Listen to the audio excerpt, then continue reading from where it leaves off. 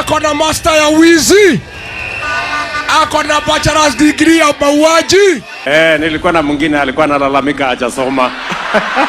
The fight between President William Ruto and his former deputy Rigathi Gachagua has turned vicious. Ruto calls him less educated. Gachagua fires back. Ruto holds a PhD in lies, a master's in stealing, and a bachelor's in killing, and a diploma in corruption. Nimeona huyu Ruto akisema ati amesoma sana. Ati mimi bado soma. Ni kweli amesoma. Ako na PhD ya uongo, si ndio?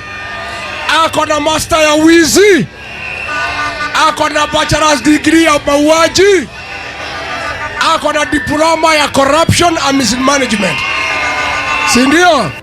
Harambe! This is not just political mudslinging. It is the beginning of an education war that could define Kenya's 2027 elections. President William Ruto, addressing over 8,000 teachers at State House in Nairobi, threw one of the most direct punches yet. He told the gathering that one reason Gachagua had to go was because a less educated deputy president was never going to help run the country. Ruto framed his move as a matter of competence, not just politics. And in the same breath, he praised his current deputy, Professor Kithure Kindiki, law professor, respected scholar, and the man Ruto now presents as the polished, educated partner. Asanteni sana. Ndugu walimu hamjambo. Walimu hoye. Bwana Yesu asifiwe. Huyu naibu wangu mnamuonaje? Ni noma si noma? Ni fire si fire? Unajua ukitaka kufaulu, ukitaka kufaulu, unatafuta deputy amesoma kuliko wewe.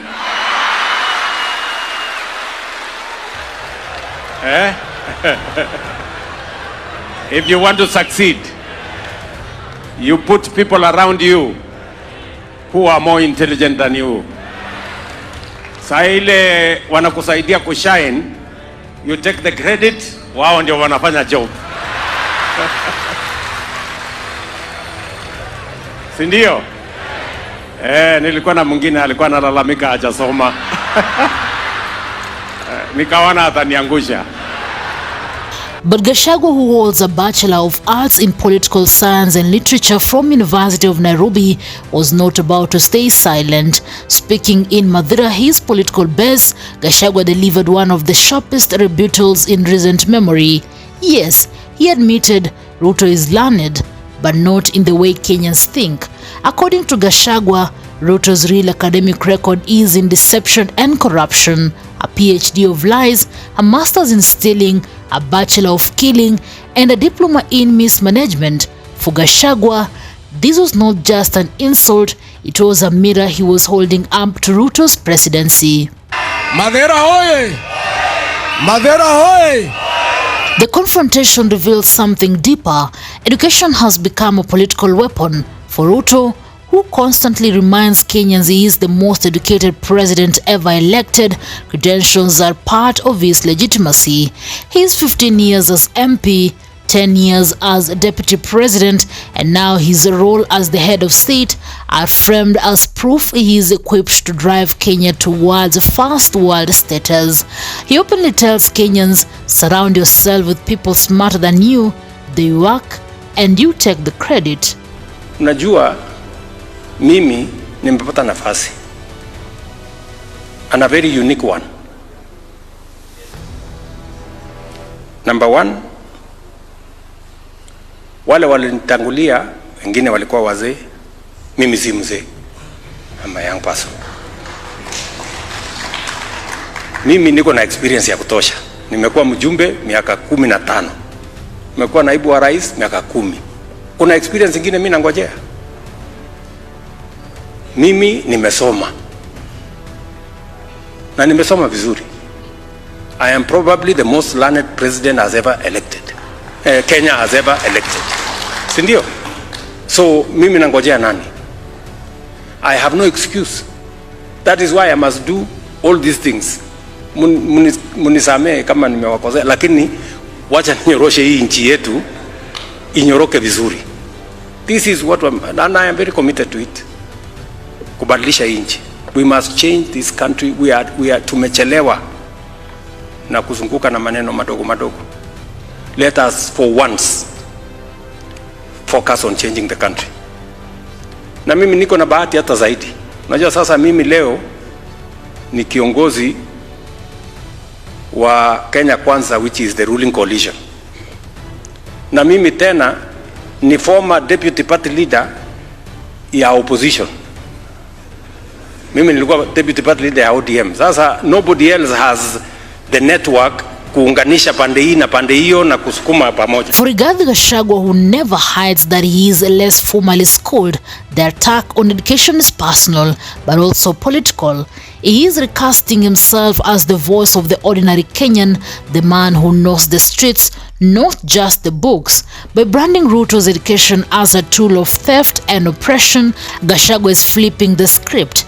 He is saying, what matters is not your certificates, but your character. Meanwhile, Professor Kithure Kindiki is quietly becoming the beneficiary of this clash.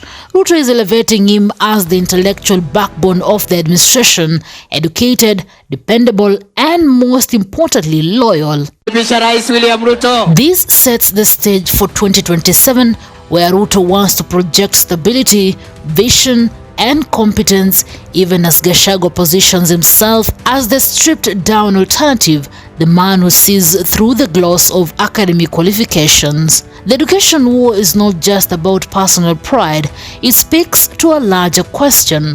What qualifies someone to lead Kenya? Is it degrees, or is it a record of service and connection to the people? Ruto is betting that credentials and international polish will win the day. Gachagua is betting that Kenyans are tired of the elite and want someone who understands their daily hustle. Kasongo, sijui Ruto must go, or sijui one term haitoshi. You need to have a plan. Ama? Lakini mkikaa hamuna agenda, hamuna mpango, hamuna sera, hata akili inaonekana hamuna. Sasa kwa sababu kama wangekuwa na akili, si wangekuwa wamepanga kitu. Watuambie huyu Ruto amefanya affordable housing, imefika hapa. What can they do? Ati wanataka kuabolish. Sasa hiyo ni akili gani? Anyway, sitaki kukorofishana na watu. As we tilt toward 2027, one thing is clear. Education is no longer just a private matter. It is a political currency. And in this battle, insults about schools and certificates may very well decide alliances, votes, and Kenya's leadership future. So, as Ruto parades its educated team and Gachagua sharpens his street-level counterattack, the question is simple. In 2027, will Kenyans choose degrees or defiance?